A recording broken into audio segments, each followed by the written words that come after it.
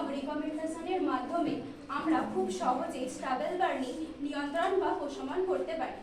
যেমন composting. Stable burning নিয়ন্ত্রণের ক্ষেত্রে আমরা কৃষকদের অবশিষ্টাংশ পচিয়ে কম্পোস্ট সার তৈরিতে উৎসাহিত করতে পারি। এতে একদিকে যেমন মাটির উর্বরতা বৃদ্ধি পাবে, পাশাপাশি গাছের পুষ্টি সরবরাহ ক্ষমতা বৃদ্ধি পাবে এবং অন্যদিকে রাসায়নিক সার ব্যবহার কমিয়ে আনা যাবে। ফলে কৃষিজমির স্বাস্থ্য বজায় থাকবে এবং ফসলের গুণগত মান বৃদ্ধি পাবে। Bio energy. বায়ো এনার্জি হলো শক্তি উৎপাদন পদ্ধতি।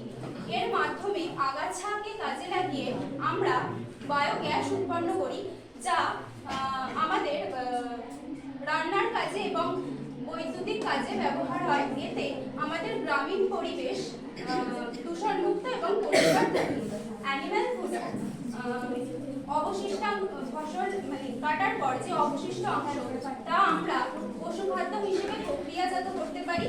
এতে একদিকে যেমন ওই খাদ্যের খরচ কমবে, সেই অর্থের বিনিময়ে তার পাশাপাশি আমরা আরো বেশি সংখ্যক পশুপালনে সক্ষমতা লাভ করতে পারি। Subsidise machinery. সাবসিডাইজ মেশিনারি হলো একটি উদ্যোগ যেখানে কৃষকরা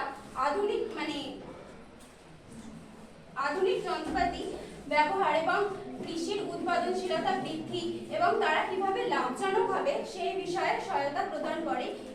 আমরা যদি হ্যাপি সিডার বা মালচারের